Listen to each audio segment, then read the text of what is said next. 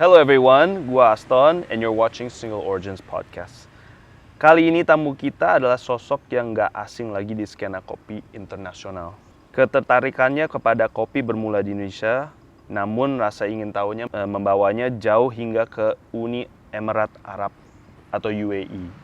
Di sana dia sempat mengikuti kompetisi bergengsi dan kini dia sibuk dengan membangun Archer's Coffee, salah satu specialty coffee dan roastery terbesar di negara tersebut yang fokus dengan kopi yang langka, eksotis, dan berkualitas tinggi.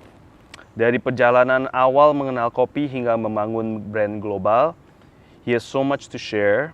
Langsung aja kita sambut Kemal Rishad di Single Origins Coffee. Thank you, man. Thank you for coming, my friend. Terima kasih udah diundang. We are happy to have you on the show. I think kita udah lama ya, lumayan ya. Gue ngajak lu ada beberapa minggu, maybe few months ago. Few months Ago. Untungnya lu juga sering ke Jakarta, in this time di Jako Week. Tapi kita biasanya emang ketemunya mungkin lebih sering di luar negeri kali ya. Di event-event tuh. Iya, event-event.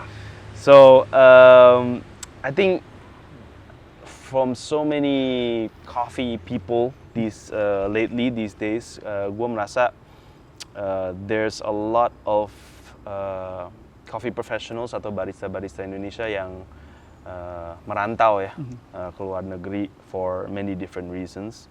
And I feel that your name is definitely up there in many of the baristas yang sempat merantau, sampai pun juga jadi founder atau owner of a coffee brand yang di luar Indonesia. So I'm sure a lot of audience kita tuh sangat interested to know your story. Gue sendiri juga very interested. I know a little bit, tapi I was waiting for this episode so I can learn more from you.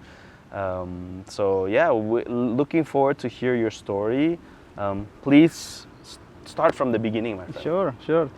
Iya ya, jadi kalau kita dengar Archer's dan dengar nama gue Kemal nih, tiba-tiba ada orang Indonesia di perusahaan internasional dari mana gitu kan ceritanya.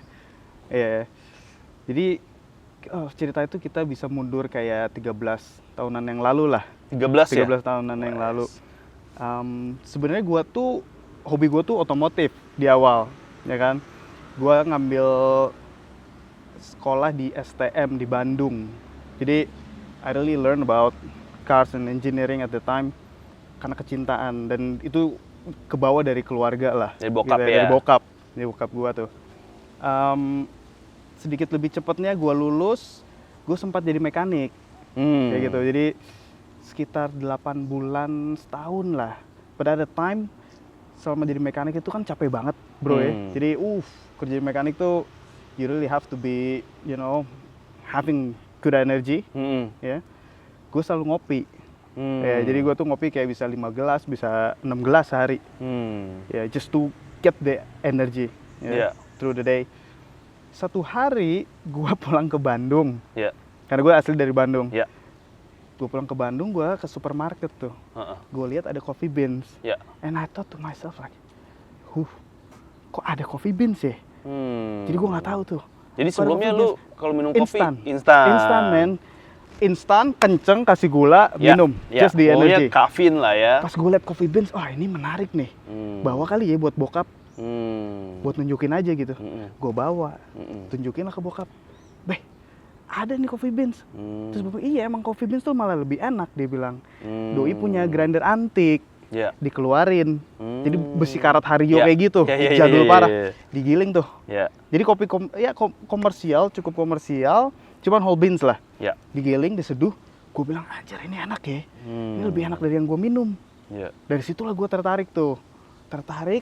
Jadi gue setiap ke supermarket, lihat ada Bali, ada apa, gue beli semua. Tapi masih di supermarket aisle tuh. Dicoba. Semakin tertarik lagi. Nyobain muter-muter kafe. Kesana, kesini. Jadi gue kerja di bengkel. Sorenya gue sama kakak sepupu gue muter-muter kafe. Coffee hopping ya. Typical lah itu ya. Tapi, kan, apalagi anak Bandung ya nggak sih? Tapi gue tuh selalu nyangkut di kepala gue tuh pas gue lihat kopi Ethiopia di review. Disebutnya kan jasmine lemongrass, kayak gue nggak pernah nemu tuh jasmine lemongrass. emang ada. Jadi gue selalu nyari-nyari. Ketemulah Caswell. Ya. So I got hooked. Gue coba Jirgat at the time. Ya. Jadi mereka ngebikin public cupping. Ya. Di situ gue ketemu Mbak Mira. Ada Sumatera apa-apa. Begitu gue nyoba itu Ethiopia, I was like, no man, this is different. Ya. Kepala gue semakin pusing lagi kan, kok bisa? Nah, seiring berjalannya waktu gue rada ke-split tuh antara dunia otomotif sama kopi gue. Penasaran. Karena dua-duanya menarik nih, ya, jadi passionate, menarik gitu. Terus, oke, mungkin gue harus ikutan kelas kali ya, supaya tahu lebih dalam. Itu gue ada di 3 bulan lah, semenjak gue ngegiling kopi pertama gue. Di bulan ketiga gue ikut kelas barista 3 hari. The next day I quit my job, man. Oh iya. Yeah. It was that serious. Buset. I was like, man, I made my first cappuccino, my first espresso, and I don't know what I'm doing, man. It was the anthem with doser. Yeah. Ketek. You must know like how many times and whatnot. Yeah. Kepala gue itu udah kerangsang parah tuh. Yeah. Besokannya gue keluar, Pak. Gue keluar. So, gue keluar, jadi ada kayak few weeks, period untuk keluar. Tapi lu keluar ada ini nggak? I don't know, man. Yang penting lu udah, wah, gue harus kesini nih gitu. Pada masanya mungkin buat gue pribadi, gue kan 13 tahun yang lalu gue nggak tahu nih contoh barista champion itu siapa, gue nggak tahu. Gue nggak bisa lihat yang sekarang kita bisa lihat nama-nama besar ya, nggak bisa. Tahun nggak. That's when we started. That was also kita juga waktu pertama bikin Pandava 13 tahun yang lalu tuh masih meraba-raba banget sih. Jadi gue nggak tahu siapa yang gue bakal kayak gimana atau siapa yang gue lihat itu gue nggak tahu. But I want to know coffee and that's it. I just want to know coffee. Terus gue apply di beberapa cafe di Bandung. Ya kurang lebih dalam setahun tuh gue bisa pindah 6 kali. So I'm so curious and I'm so passionate. Kalau gue masuk di tempat baru, the first day I don't feel like I can learn something. Ciao. I have to. But I respect the 30 days of course. period, right? Gue loncat lagi, gue rasa gue nggak bisa belajar, gue loncat lagi. On and on, sampai gue mental di Jakarta di salah satu coffee shop di Tangerang lah. Di situ gue kayak, aduh, gue, loncat-loncat aja gue pengen belajar. Terus gue ngerasa kayak, gue nggak bisa loncat lagi kayak gini. Terus gue pengen bener-bener kerja di tempat yang dimana gue bisa belajar. Di situ gue udah sering lihat Caswell, but I felt like gue nggak worthy enough. Gue nggak bisa masuk Caswell. Gue harus punya pengalaman untuk masuk ke sini. Bener. Takutnya CV-nya nggak kuat lah, ya. Kayak gitu. But I cannot take, longer time kan. Gue nggak bisa. Mungkin Pak Agus kalau nonton dan kalau ingat. That's my OG. Yeah, man. That's Pasti. my OG. Yeah, that's Pak my Agus. OG. That's my OG. That's Yoshi's OG. Yeah. Pak Agus was Yoshi's first unofficial coach waktu belajar IBC. Because of course, obviously kita kenal Mira, kenal Hendry juga kan. Tapi he's the only barista champion at that time yang kita ada kenal nih pathway untuk minta dia bantu kita coaching. That is my OG. Yeah. Jadi gue liat Pak Agus ya. Pak Agus itu head roaster Caswell at the time if I'm not mistaken. Tapi sibuknya di produksi lah. Yes. Aduh, gue gimana caranya ngobrol sama Pak Agus ya? Gue bukan siapa-siapa. But I took my chance, man. I sent him DM on Facebook. I don't know if he still keep it. Yeah. I closed my Facebook only to look for car spare parts now. Yeah. I never opened Facebook anymore. Yeah, but that's probably makes sense lah ya. Yang om punya ya kan jangan dulu masih pakai Facebook ya. Terus gue DM tuh. Mungkin Pak Agus masih ada. Panjang Pak. Gue just explain myself there that I don't know anything about coffee. I just started. I was a mechanic before. Tapi bisa nggak? Saya kerja di tempat Bapak. Wah, panjang tuh, bro, panjang. Sehari dibalas, kamu datang aja ke sini hari Senin. Datanglah gua ke sana. Saya naik skuter gua tuh. Nyampe di interview langsung sama Pak Agus tuh. Oh ya, kamu nggak apa-apa kalau kamu belum punya pengalaman, kita bisa inilah on and on. tapi karena kamu tinggal di Tangerang, karena gue tinggal di Tangerang saat itu, di Ciledug. Di posisinya gue di Caswell, Soekarno-Hatta, di international terminalnya lah ya.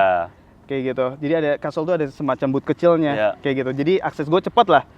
Terus gue pikir, aduh gue pengennya di Kemang lagi karena di sini kan, di Ojis ya, Mbak Miranya gitu ya. Mereka di sini gitu. Cuman oke lah, at least gue in the part lah, di dalam grup lah. Oke, good. Mulailah gue kerja. Jadi cara gue memaksimalkan waktu gue buat belajar, pagi jam 8 gue harus di Kemang, jam 2, jam 3 shift gue di bandara, gue naik motor lagi ke bandara. Shit. Gue pulang tuh jam 11 malam, jam 12 malam, tidur, pagi gue jalan lagi ke Kemang. Just doing that, man. Like, buat gue saat itu, there's nothing more interesting than doing this stuff. Jadi, I mean, there must be a reason why lu niat kayak gitu kan. Jadi gue pagi belajar di Kemang, siangnya jalan lagi ke bandara, pulang malam, on and on. Ada kali ya gue 8 bulan dengan Caswell. Kembaran gue, saudara gue, Kamil, dia udah terbang duluan ke UAE at the time. And at that time, kok dia bisa terbang ke UAE? What was his motive or opportunity? Karena obviously he's in hospitality juga kan, for people who don't know tapi different bidang lah, different industry. Jadi Kamil itu lulus di sekolah perhotelan, ngambilnya pastry. Khusus jadi, nyokap gua tuh dulu suka inilah, ini zamannya, ingat nggak sih lu brownies di Bandung? Oh iya. Man, itu yang di mana-mana tuh semua jadi oleh-olehnya Bandung lah, bisa dibilang. Nyokap gua tuh juga ikut jualan itu. Jadi kita ada semacam small production house gitu, kita supply kitchen, lah. Ternyata si Kamil suka, kebawa sukanya nih sama dunia pastry dan baking kayak gitu kan. Dia masuk ke perhotelan, dia lulus, dia dapat opportunity di Abu Dhabi karena ada semacam bakery mau buka lah, dia perlu junior chef staff kayak gitu.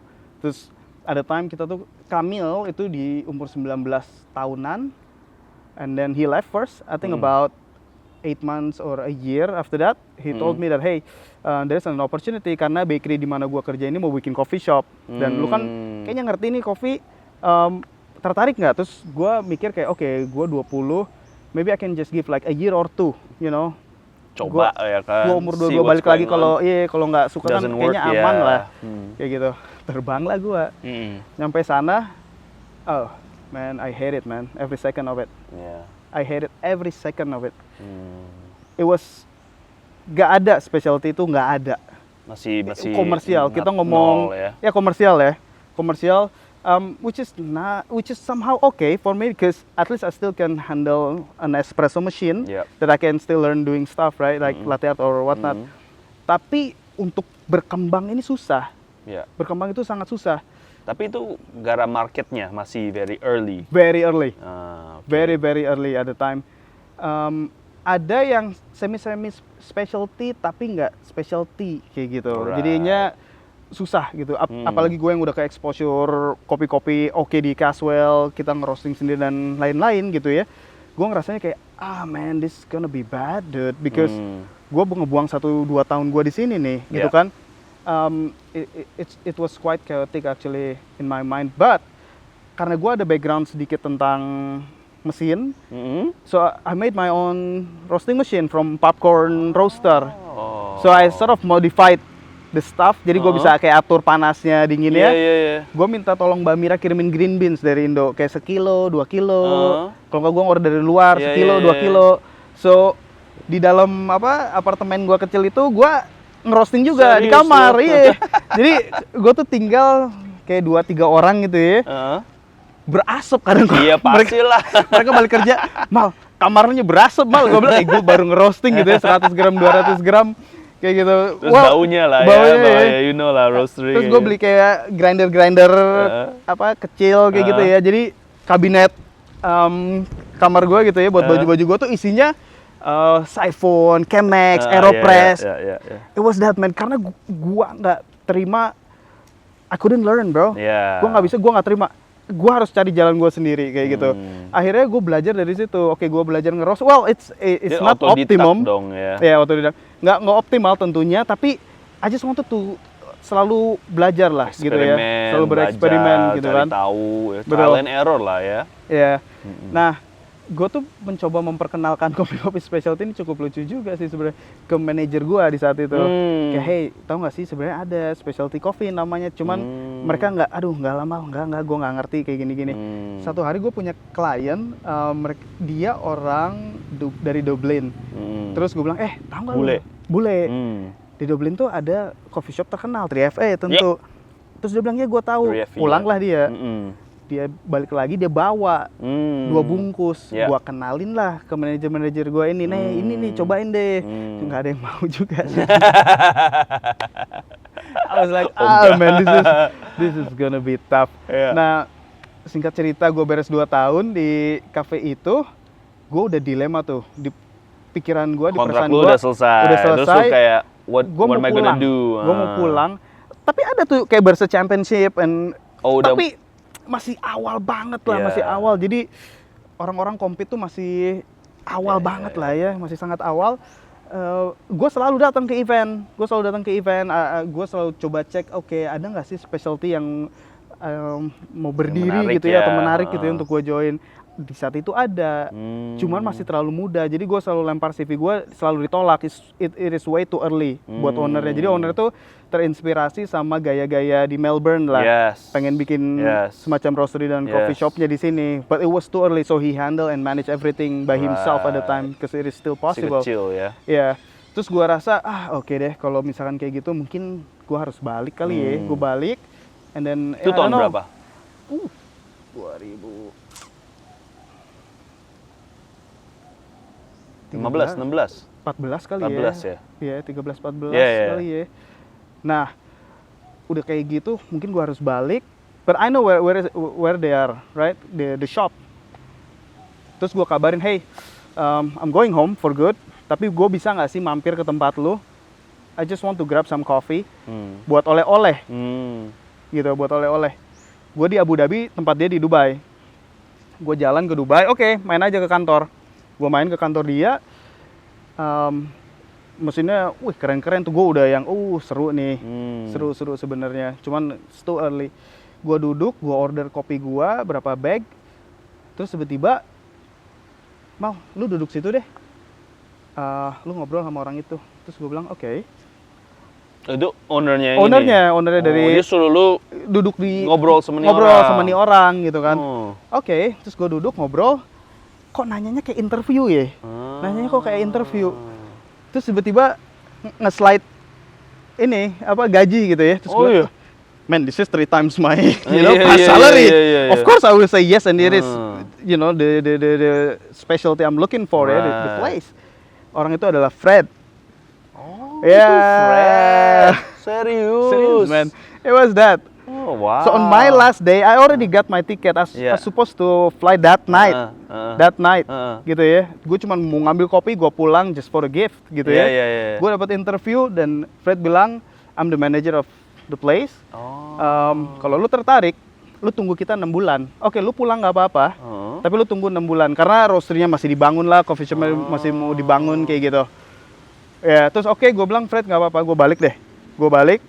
For sometimes nanti gue balik lagi ke UAE. Nah, gue balik lah ke Indonesia 6 bulan, ngisi waktu, itu ini. Balik lagi gue ke UAE, join dengan perusahaan ini. Kayak gitu. Gue kerja sama Fred sekitar setahun lah. Terus Fred cabut ke tempat lain, kayak gitu. Dicabut ke tempat lain. Jadi waktu itu dia kayak the main manager guy lah ya, for that company. Gue kerja sama dia, gue kerja juga sama istri gue ya, kayak gitu. Saat itu belum. Tapi ya kan? sama-sama orang Filipino, orang Filipina. Pasti mereka ada community-nya juga, ada komunitasnya. Coffee Filipinos ya. Betul. Sebenarnya kuat banget. Paling kuat tuh dari Philippines, komunitas kopi di UAE itu. Latte artnya kenceng banget. Ya, throwdown-throwdownnya emang kuat banget gitu ya. Dan memang populasi barista Indonesia di saat itu, bro ya. I couldn't recall, man. Maybe there are only 2-3 person, including me. Jadi saat itu nggak ada siapa-siapa gitu. Sekarang enaknya banyak ya, udah bisa bikin komunitas gitu ya, atau grup lah kecil-kecilan. Saat itu nggak ada. Tapi sebelumnya emang the Filipino community emang lumayan udah banyak udah lah banyak, ya. Karena udah banyak.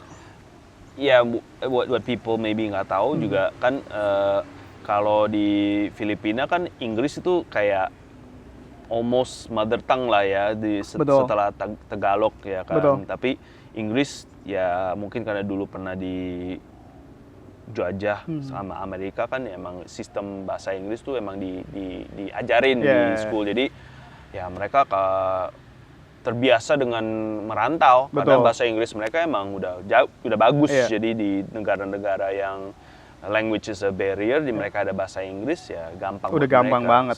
Mirip India juga sih, ya kan orang India kan di Betul. school sistemnya tuh diajarin bahasa Inggris karena dulu dijajah orang Inggris. Betul. Ya. So it's even di mana-mana, even di Indonesia komunitas Filipino sebenarnya cukup banyak juga sih sebenarnya. Gue waktu sering nge-gereja gitu, pasti ketemu banyak gitu. I see. Sorry, go ahead, Yeah. continue. So setelah itu Fred cabut, gua di tempat gua tuh cocok sama Fred karena kita berdua tuh penasarannya sama ternyata. Penasaran kita tuh sama. Nah, Fred cabut, gua ngerasa kayak anjir, gua kayak sendiri, kayak nggak nyaman gitu, nyari-nyari apa, ngobrol-ngobrol apa. Bahkan gue sampai sekarang sama si Fred tuh masih yang ngebahas hal-hal suhu segini deh, masih kayak gitu sampai sekarang gitu ya, bener-bener yang hal-hal kecil ngulik-ngulik gitu tuh masih sampai sekarang gitu kan.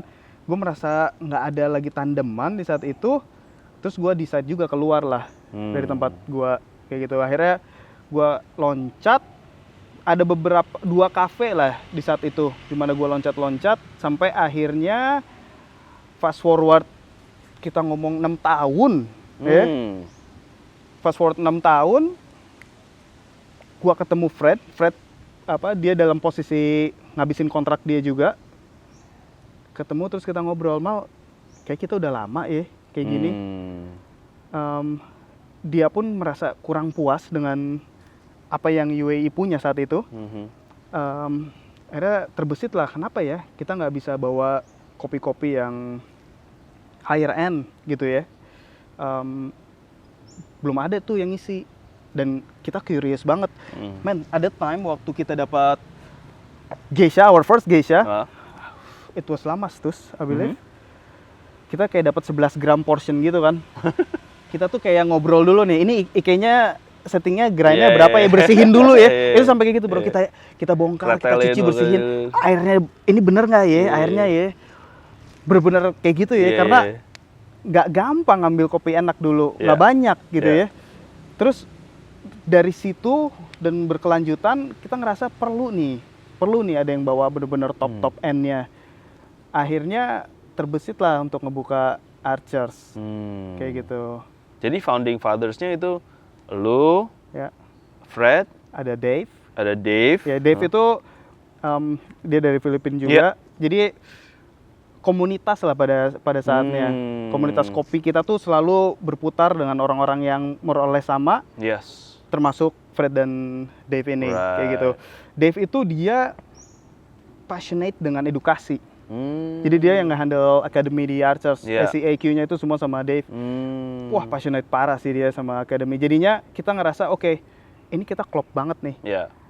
Gua orangnya sangat penasaran. I love to try things.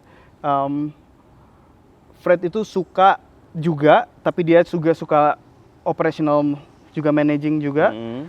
Dave suka di academy. Kayaknya cocok masing-masing nih. Ada all your own strengths lah ya, betul. yang bisa bikin kita tim. bertiga bergabung, ditambah 3 orang lokal. 3 orang lokal yang memang mereka teman kita lah. Jadi di coffee shop di sana tuh kita kenal kan tentunya sama customer rutin kita. Jadi di UAE typical customer-nya tuh dia selalu datang more or less in the same time, the same group, something like that. So we know them. We know them regulars well. lah ya. The regular. So kita berenam berdiskusi. Kenapa nggak bikin? Ya udah, akhirnya kita bikin Archers. Yang operate-nya kita bertiga. Kayak gitu. Tujuan awalnya adalah untuk membawa raw material, good stuff. Right. So mostly awalnya emang lebih ke B2B mindset lah ya. Betul. B2B mindset, academy, mungkin roasting tapi bukan main at the time. At the time ya. At the time. kayak gitu. Nah, seiring berjalannya waktu, untuk mengenalkan kopi-kopi kayak gini kan paling enak tuh bikin cupping event. Ya. Jadi kita selalu bikin cupping event di Abu Dhabi, di beberapa kota lah. Jadi ada barista-barista, ada roaster. Wow, we cup the coffee, it's beautiful coffee. Yeah. Seneng. Tapi roaster nggak ada yang mau beli, Pak. Terlalu mahal. Baristanya pengen. Yeah. So there is these two situation kayak anjir, itu ada marketnya loh. Tapi roasternya ngerasa mahal karena sudah terbiasa sama yang ada gitu ya. Nggak berani gitu. Terus kita pikir lama-lama, wah kalau kayak gini sih mendingan kita yang ngisi deh. Karena kopi mau diapain juga kan. Ya. Di situ kita ada, kan awalnya untuk akademi juga, artis kita kayak ada 4 roasting machine lah. The purpose is to do roasting classes gitu kan. Jadi ada 4 roasting machine inline tuh 2 kilo. Gua mulai ngerosting. Di situ kecil. Oke, supply kecil. Tambah gede, kewalahan. Merangkak ke kewalahan, akhirnya kita harus ngerental roasting machine di luar. Karena kita nggak ada production roaster. Jadi gue tuh tiap pagi naik mobil van ke Dubai. Jadi bawa green. Kita tuh dari Sharjah by the way. Jadi Sharjah tuh kayak 30 minutes away from Dubai. Okay. Sometimes we not just too say far lah. Not too far. Sometimes we just say that Arches is from Dubai just to make it sort of easy to get to people to understand, place it ya kan. Padahal itu kayak 30 menit lah kita tuh. Suburb lah ya. Ya, suburb. Jadi gue naik mobil van saat ke Dubai, ngerental. Jadi ada kayak 2 temen lah yang punya roastery yang selalu kita ajak bantuannya untuk ngelola atau ngeroasting kopi kita. Balik lagi ke Sharjah, pack kopinya, distribusiin. Jadi tiap pagi gue kayak gitu tuh. Sampai akhirnya kita punya production machine kita yang pertama. Itu 12 kilo mesin lah kapasitasnya. Masih yang sedang lah ya. Masih sedang. Kecil sedang lah ya. Oke. Gitu. Tapi dari awal emang when you started this, let's say B2B roasting, ya kan, was it always high-end coffee? Oh, somehow yes. Jadi di UAE memang harus ada 2 kan. Jadi of course the milk stuff dan espresso harus ada. Dan yang I don't know how can I put, maybe score 88 to 90 itu harus kita harus udah ada dari awal. Kayak gitu. Udah ada. Ya. Dan beberapa tuh sebenarnya keberuntungan juga di Arches tuh. Jadi kita dapat lot-lot yang top karena beruntung gitu ya. Beruntung tuh dalam pengertian contohnya COE Ethiopia yang pertama lah ya.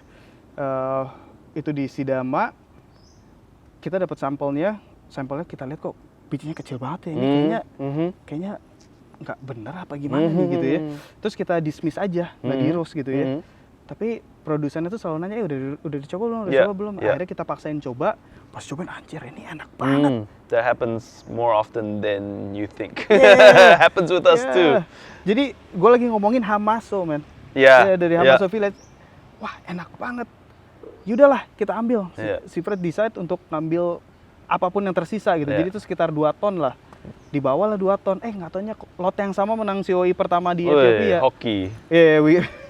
We get lucky on that. Jadi selalu ada kopi yang tentunya buat milk base dan juga yang top notch-nya di Arches dari awal. Seperti itu. I mean, I think it works like that juga ya kan bisnis. Cita-cita di awal kita tuh seperti itu untuk ngebawa produk yang top notch. Kayak gitu. So tracking back a little bit. Lu kan lumayan klop sama si Fred ya gitu. Nah, dia punya cerita kurang lebih mirip-mirip kayak lu atau enggak? Kan sama-sama merantau kan, sama-sama di industri ini, sama-sama kerja terus jadi sama-sama punya bisnis bareng gitu. Kurang lebih sama sih. Jadi cerita yang gue inget ya, dia tuh kerja sempat di Saudi, man. Sempat di Saudi. Sama di hospitality industry juga gitu kan. Tapi in coffee juga? Enggak, restoranan gitu deh. Something else ya? Restoran. Somewhere else ya. Restoran, terus dia kayaknya, wah Saudi 14 tahun, 15 tahun yang lalu. Dia karena early lah di Middle East-nya di atas gua. Saudi ada time mungkin agak tough. Dia pindahlah ke UAE. Terus dia kerja selalu jadi orang depan, entah jadi manajernya Front atau of entah house, jadi ya front of house Operational. selalu, betul. Ya. Dia ngeliat latte art pertama kali. Hmm. Since then, Udah, cantolnya dia di latte spark art lah, dia ya. kecantol di latte artnya. He wanted to know how untuk ngebikin latte art itu. Sampai dia sempat jadi juara, gue lupa deh tahunnya, 16 kali 17 juara latte artnya UAE kayak gitu. Okay. Jadi started the same, more or less in the hospitality industry, hooked by the latte art. Terus udahlah, nggak berhenti sampai sekarang. Wanted to know everything, wanted to know, you know. Mirip lah kayak lu yang pengen tahu terus ya, Betul. pengen tahu banget ya. Betul. Okay. Ya, jadi selalu sharing knowledge, oper-operan, kayak gitu. Yeah. And then, yeah, it's funny when I think of my partners, I also laugh first before I talk about them gitu kan. So many memories ya kan, so many stupid memories. Most of it stupid lah, in a own funny way. And then, so obviously, lu membangun bisnisnya, bisnisnya juga sooner or later improves as we go on, ya kan, thankfully. And then you guys, obviously, you got lucky with a few coffees and producers that you had bought previously. And then the next step is banyak visit origin. Betul. Obviously, right? Apa sih motivasi lu untuk harus visit beberapa origin and the producers that you buy from gitu? Because obviously, secara the names of green beans and coffees that you guys stock itu bisa dibilang it's its own BOP thing gitu ya kan. So tell us a bit more about that. Gua pun sampai sekarang juga belum pernah ke Panama, so I'm very interested to know. Jadi gua rasa ya pribadi gua dan partner gua itu kita orang yang sangat curious, man. I'm too curious. Ya, gua bener-bener pengen tahu kok bisa sih rasanya kayak gini, kayak gitu. Dan bisa nggak sih lebih baik dari ini? Selalu seperti itu. Dan sebenarnya mencari jawaban itu atau pencarian jawaban itu untuk memuaskan diri sendiri sebenarnya. Just to satisfy ourselves sebenarnya. Jadi I just wanted to know the answer and I'll be satisfied. And then so happen that the outcome is good and then people love it too. Jadi berjalan seperti itu. Tapi tujuan utamanya ya untuk mencari jawaban. Di Hamaso sendiri atau di Ethiopia itu sendiri kita udah bekerja sama kurang lebih 5 tahun jalan ke-6. Selama 5-6 tahun itu kita selalu mempelajari hal baru, mengunci ilmu-ilmu yang udah ada gitu ya, untuk ya mengolah kopi supaya rasanya cocok lah dengan market kita atau diri kita sendiri. Nah, mungkin hasilnya over the year cukup baik. Jadi kita dapat reward tuh. Jadi senang banget lah. Kopinya enak terus atau kejaga terus ya. Hal itu yang membuat kita selalu tertarik lah untuk apply the same thought everywhere. Ya, ke Panama atau kemana. Lebih ke curiosity untuk menjawab pertanyaan diri sendiri dulu di awal. So happen that the coffee is good dan kita selalu jadinya dapat rewardnya, so we keep on going. But gue pribadi, I'm too curious, man. I'm so curious. I just want to get the answer. A lot of time. And a lot of times, gue sih curious juga ya, tapi gue paling email nanya gitu. No, that's the different thing with me, man. I have to do it myself. Ini gue balik lagi cerita waktu gue kecil, man. Ini kayak gue pernah cerita ke orang-orang lah ya, beberapa temen gue. Gue tuh kecil, man. Kayak gue SD lah. Set gue bawa senter. Senter gue jatuh, pak. Jatuh. Buyar dong, jadi lampunya kemana, baterainya kemana. Terus gue lihat, gini cara kerjanya. Terus gue tempelin, oh ya, it works. Terus gue lihat colokan listrik dong. Terus gue lihat colokan listrik, lampu kan dari sini juga. Terus gue bawa garpu dong, gue colok. Anjing. Pak, gue kesetrum bro. Pastilah. Pak, lampunya pecah, gue kebakar. Serius. Kayak gitu. Jadi gue trace back dari kecil tuh, gue orangnya sangat curious. Sometimes, lucunya tuh, curiosity gue tuh melebihi pengetahuan gue, tau gak lo? Jadi gue selalu nemuin hal-hal yang mengejutkan lah di tengah-tengah. Jadi Yeah. roasting mesin yang gue Literally, ceritain ya. ke lu, literally man. Literally. Roasting mesin yang gue Shocking. roasting mesin yang gue bilangin ke lu itu di awal, gue kayak ngeledakin itu mesin kayak 3 kali. Yeah. So, set, pak, the whole building Drop, electricity yep. just drop. That happened to us too with our first espresso machine when we ya sepedenya kita kan. Oh ini 3 grup nggak apa-apa colok aja. Terus langsung nyalain satu gedung bokap gua langsung drop gitu. Terus gensetnya kebakaran aja. Oh no. Wah. Yep, I was there too. Yeah. Lanjut. Jadi sampai sekarang bahkan sebenarnya curiosity sih yang drive us. Ya, nyeduh lebih baik, fermentasi lebih baik, dan mungkin ya gue rasa kenapa gue bisa legowo pindah dari otomotif yang gue cinta banget di awal ke kopi itu karena kopi nggak akan pernah ngasih jawaban yang fix. True. Ya kalau mungkin permesinan juga more or less sama, tapi permesinan tuh oke, lu rusak bagian ini, lu ganti aja partsnya, Yeah. ya kan? Lu rusak pompanya, lu ganti pompanya. Kopi itu, lu Ethiopia, oke, rosnya beda, tanggalnya beda, harinya beda, jamnya, humidity and all that, you know, it change. Of course. Akhirnya kompleksitas itulah yang selalu ada di kepala gue untuk gue cari jawabannya. Dan sejauh ini jawabannya selalu berubah. Yep. Setiap tahun crop baru, roastingan baru, on and on, selalu berubah. Akhirnya gua rasa salah satu yang membuat gua cinta sama kopi dan stay with it is because there is no fixed answer. Semua orang tuh Yeah. selalu mencari the new answer yang selalu evolve. Yep. Yeah. It's true. Yeah, I mean, I think that's why a lot of people are also addicted to competition. Right. Because there's always a new challenge, there's always a new thing to achieve, a new thing to try to achieve, ya kan? Kayak lu kalau belum nomor 1, ya pasti ini terus kan, kayak always wondering what if gitu. Itu pun kalau ada juga kompetitor yang udah juara dunia nih di ini, wah coba dicabur yang lain, ya kan gitu. I was like, oh, okay, whatever floats your boat. Cuman it's true, coffee is I guess the good thing and the bad thing about coffee is itu endless possibilities, Endless. ya kan, Endless. endless. Jadi ya mau gimana pun selalu ada aja yang dicari, tapi ya your search is never gonna finish, Betul. ya kan? Betul. Gitu. Jadi you're never gonna solve your problem, ya kan? That's true, man. Iya kan? Yeah. Yeah. Jadi kayak di kebun gitu ya, di produsen-produsen yang kita udah kerja sama di Panama, di Ethiopia, ada panen baru berubah, ada hal baru berubah. Tapi serunya kita pindah-pindah dari kebun gitu ya, atau produsen, kita bisa share the knowledge itu kan. Jadi kita narik dari info misalkan di Ethiopia, kita crossin ke Panama atau Kolombia, kita crossin ke Ethiopia. Yeah.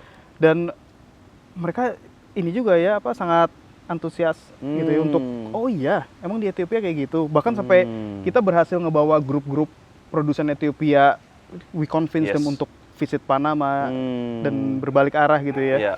Jadi yang sebenarnya dengan tujuan untuk menjawab pertanyaan kita juga pribadi gitu ya, gimana ya kalau misalkan di Ethiopia ngegunain cara yang orang Panama. Oleh karena beberapa kopi kita juga ada influence gaya-gaya kopi Panama lah, kayak yang sekarang lagi rame itu River Flow kan. It started there in it started there in Panama dan kita coba di Ethiopia, it works very well. Dan kemarin gue dengar juga dari teman-teman di Indonesia udah ada beberapa yang ngelakuin di Indonesia, ya kan? Akhirnya apa ya? Semakin seru lah, semakin seru. We did the same thing. So I thought was it 2016 ya atau 15, we did the same thing, bro. Maybe people don't know this, cuman it was the first time kita bawa Jameson Savage ke Indo, to one of our partner producers ya, untuk itu nge-trial CM. So we're the first to do it dengan ya cara-cara yang sangat basic ya, tapi the first to bring the CM sort of technology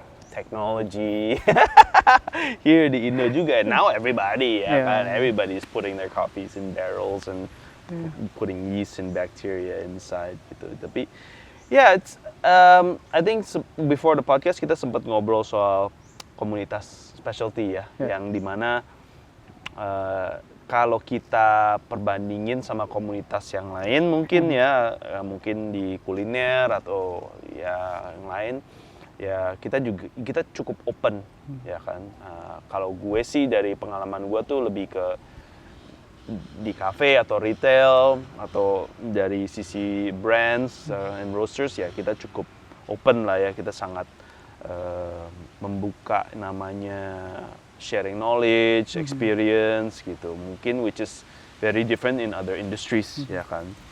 Nah, gue selalu wonder soal di farm level juga gitu, is it the same or not? Karena ya bisa dibilang mereka juga cukup,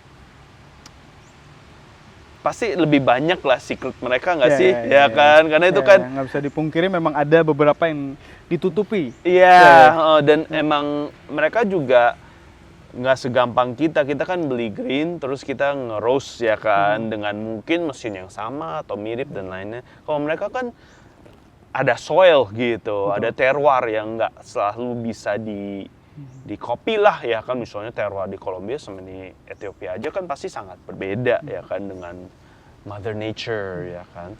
Tapi gue selalu wonder juga ya, apakah mereka tuh sangat are they as open as that gitu? Because the only one yang gue experience is ya si Jameson ya yang sini, which was ya quite nice juga ya kan. Kalau gue rasa ya, kalau antar negara gitu ya, kayak Panama, kayak Ethiopia, mereka terbuka. Tapi kalau di dalam negerinya, ya karena they share this sort of same land. Ya. Jadinya ada beberapa yang gue rasa memang dijaga, lebih dijaga lah. Tapi kalau cross border, mereka sangat terbuka. Ya. Jadi salah satu produsen Kolombia yang selalu kita jadiin bahan percontohan gitu ya, karena konsistensinya yang kita rasa top notch, man. Itu ya CGLE lah. Yep, of course. Kita udah beli beberapa tahun lot-lot yang sama dan yang baru. Wah, mereka top. Mereka top. Dan mereka terbuka. Bagaimana mereka cara mengelola, bagaimana mereka cara pruning, ganti pohon, kapan, kayak gitu ya. Dan kita kaget juga, oh that's how you do it, man. Because kopi itu kan pohonnya semakin tua, kualitasnya semakin menurun.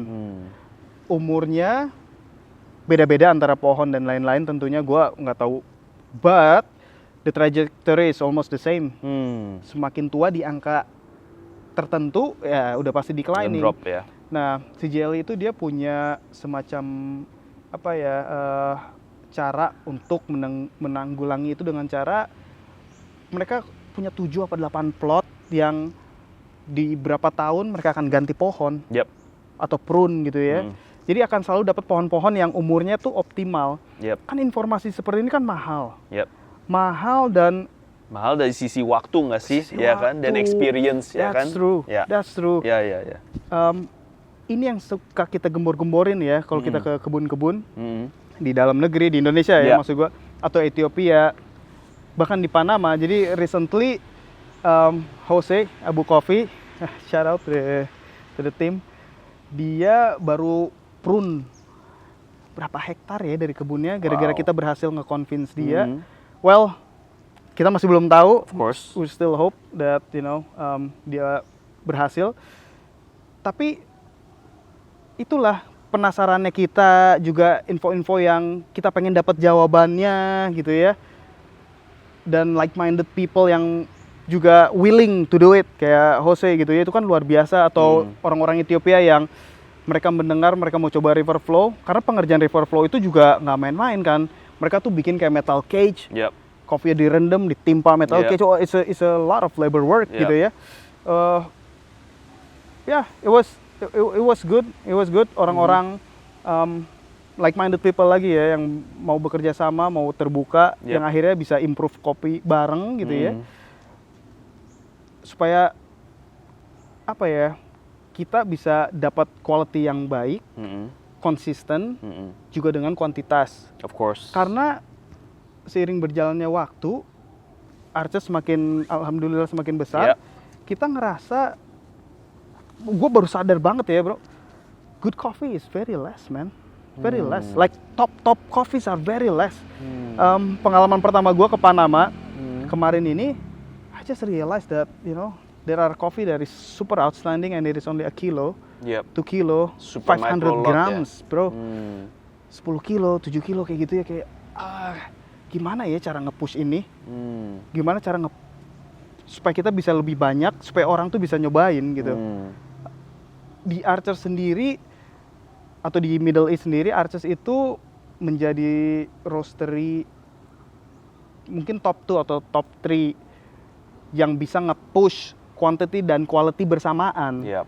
Jadi misi kita tuh itu juga gitu. Kita pengen volume up the quality. Yep. So nggak cuman moving the quantity, but we volume up the quality that tends to be very less atau kecil. Yep. Kayak gitu.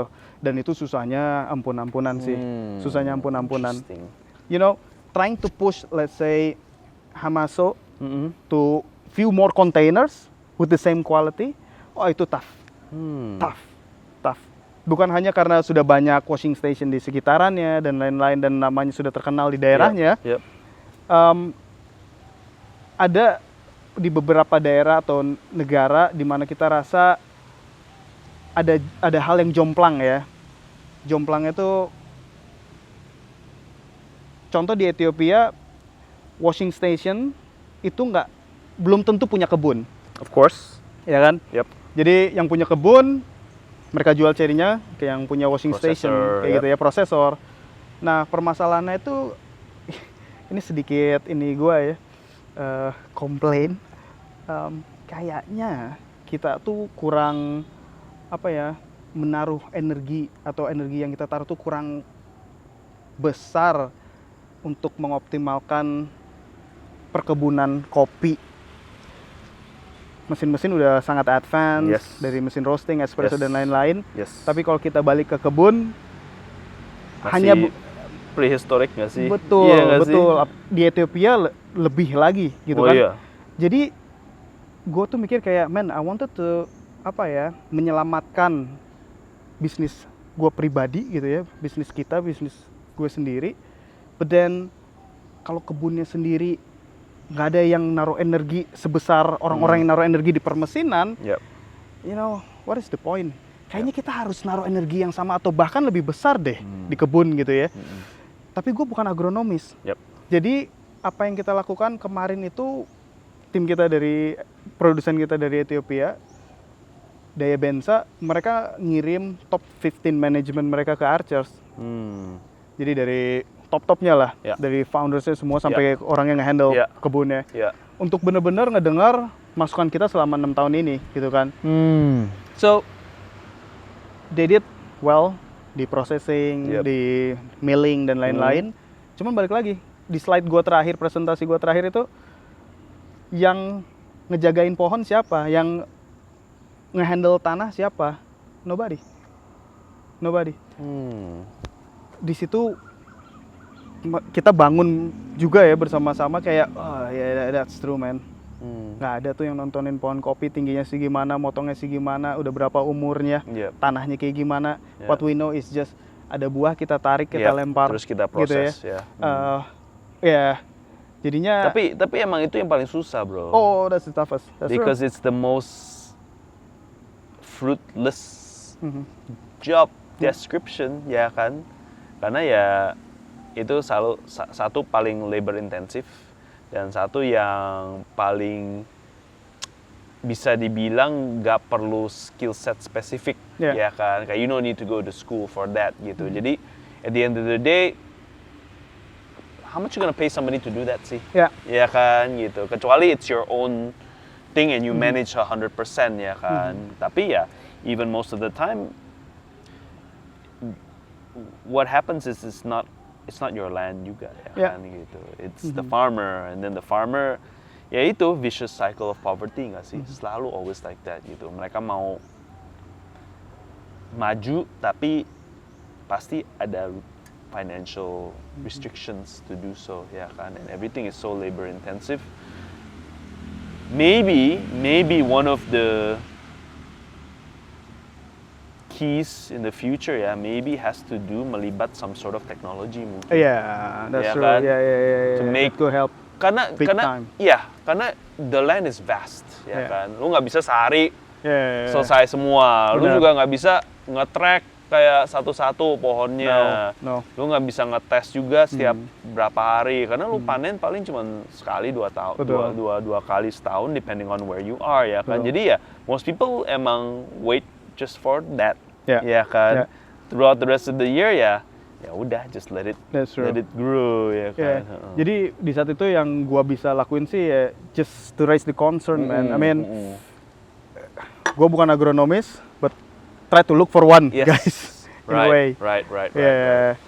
Alias kayak ya itu sebenarnya penting banget.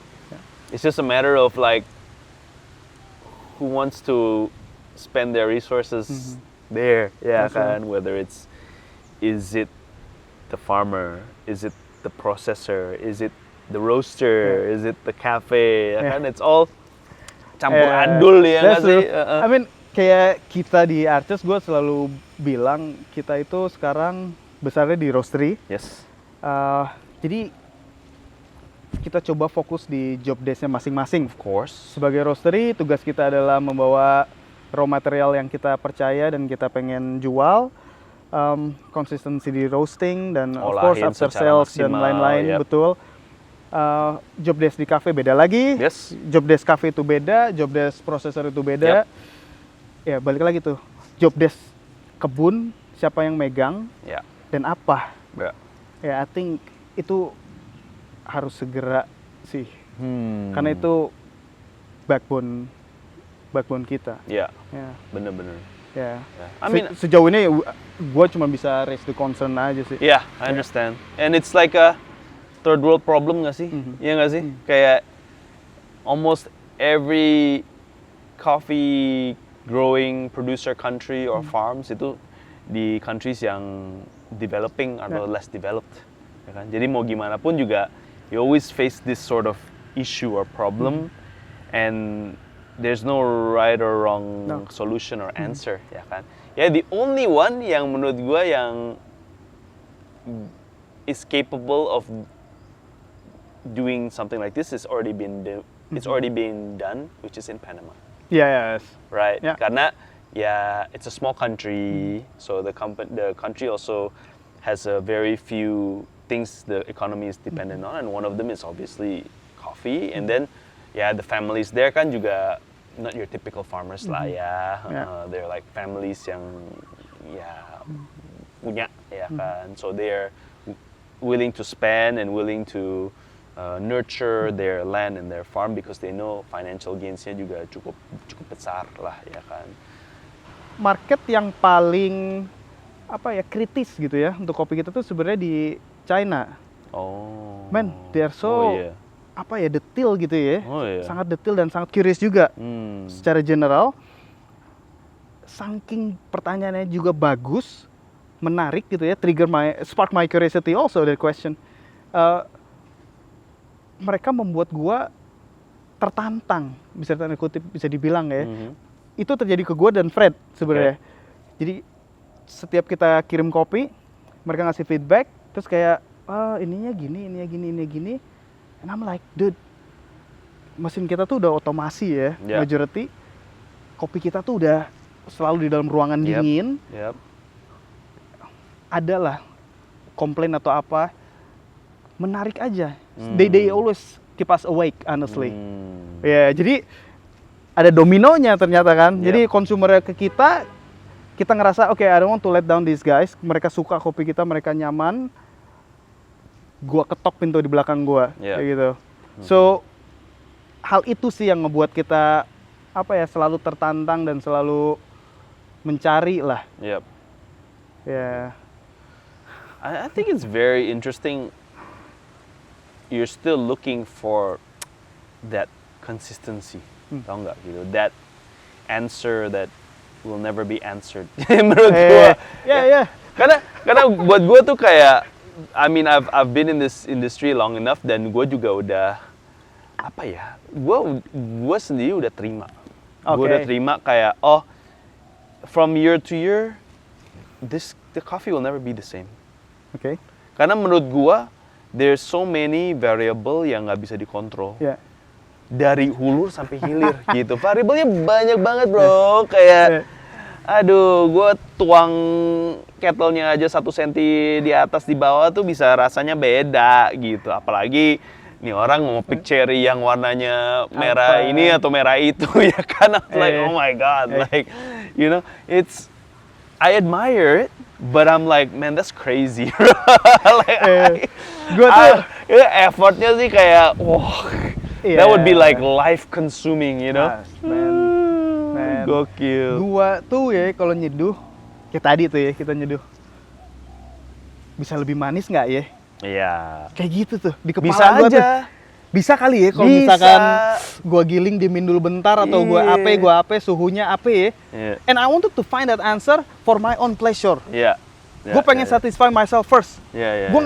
Gue nggak mencari apa ini nanti customer dia pasti lebih seneng nih kalau lebih manis. No, it's me first. Right. I just want to enjoy that delicious coffee. Kita proses di Ethiopia karena kita lebih sering di sana. Terus kita cup, wih blueberry banget. Ini kayaknya kalau tahun depan didinginin dikit, fermentasinya ininya diginiin dikit, bisa lebih kenceng kali lagi.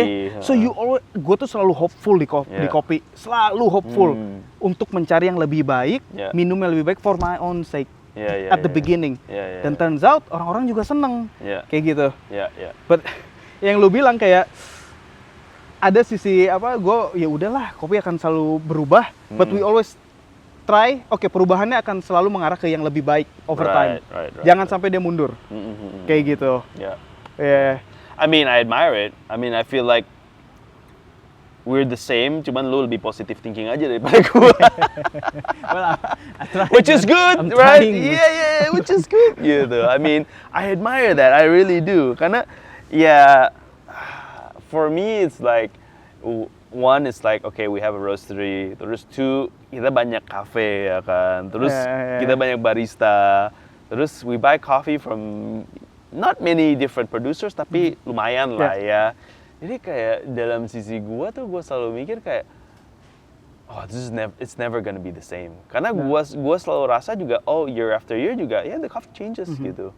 For better or for worse ya kan. Some years it's like super good. Some years it's not as good as the year before gitu. Cuman ya kadang-kadang gue merasa juga there's just many forces at work yang outside of my control juga. You know what I mean? Even if sometimes it's outside of other people's control juga ya kan. I don't know that day misalnya ternyata kettle-nya temperaturnya tuh salah ya kan, monitornya salah atau misalnya si farmer gagal panen atau ternyata this year rainy seasonnya berubah, like global warming, like this year lu pasti banyak dong masalah itu dengan global warming kan, ya kan pasti pergeseran. Iya, itu mah pasti efek semua ke belakang ya dan variabel lu jadi kacau semua dong. Kalau yang fixnya itu langsung kayak berubah, yang lain pasti juga geser, rubah gitu. Tapi gue bisa bilang juga gue cukup beruntung bro. Gue cukup beruntung karena partner-partner gue ngisi sisi-sisi lain dari bisnis kan. Bener. Contohnya Fred lah ya. Dia itu fokusnya di operation kan, sama green bean buying. Dan secara personality dia tuh orangnya sangat realistis.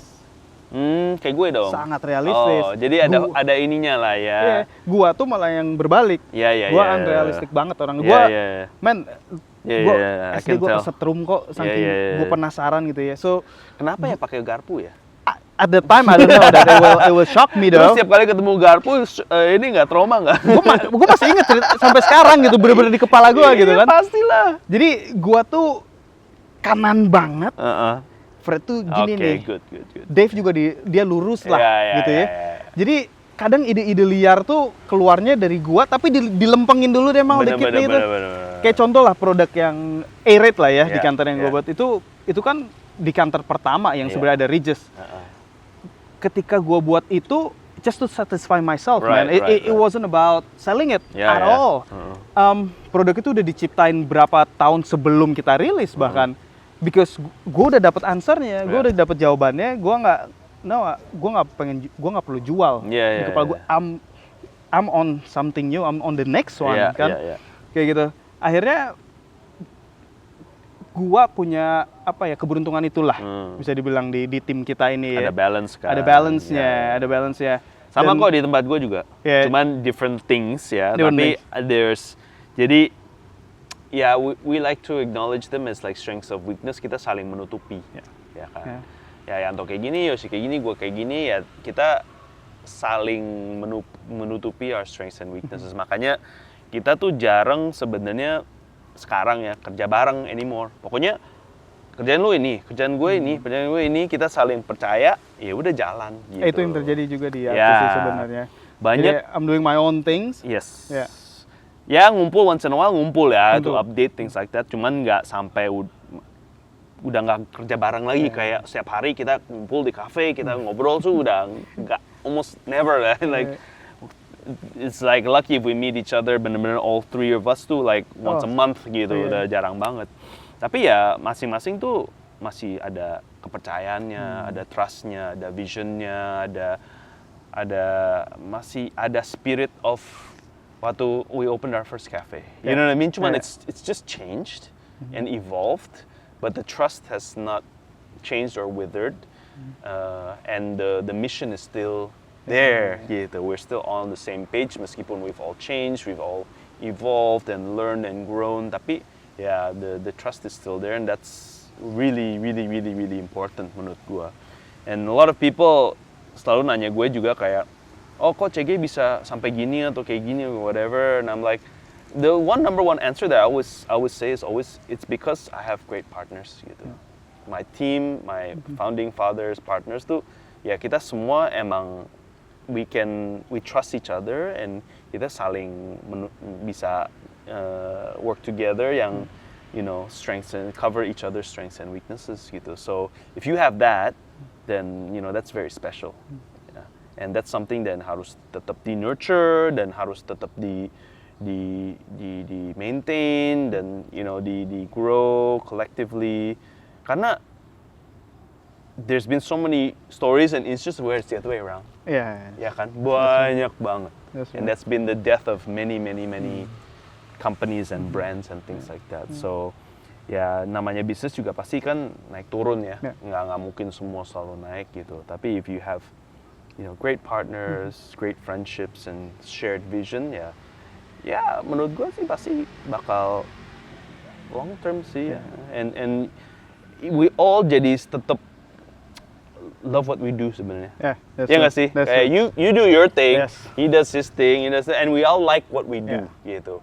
Once we start doing things we don't like, itu susah gitu. Berat, Ya. berat. Which is why in our position and in my company juga sama. Kayak we all love what we're doing and we still continue to do each other's roles. Jadi ya kita tetap se-engage mungkin sih. Betul. Dan kita masih challenge to do what we're doing right now gitu.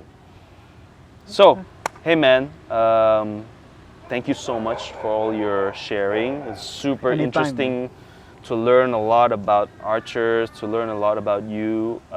Gue juga feel like I know you a lot better now, gitu. In a way that I would have never known, ya kan. Tapi it's that's why I love doing this thing, gitu. And I try not to talk too much before the podcast, karena we learn things on the podcast and we get to know each other even deeper.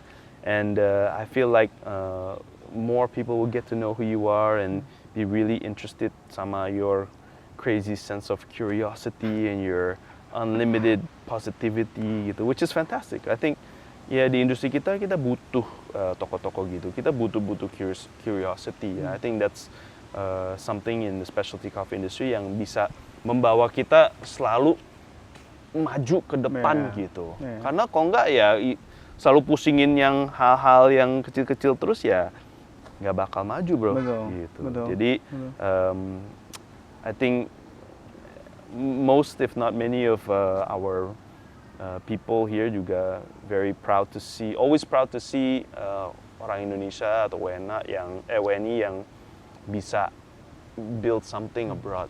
So Thank you. congratulations. We hope to see more of you and more of archers, not only in Indonesia but around the world. Thank you for coming on the pod. I appreciate it. My pleasure. I know Thank you. biasanya lu juga kesini juga nggak banyak waktu, jadi I appreciate your time. Thank you, man, for having me. My pleasure. Thank you. Okay, guys. So from this episode, thank you so much for tuning in.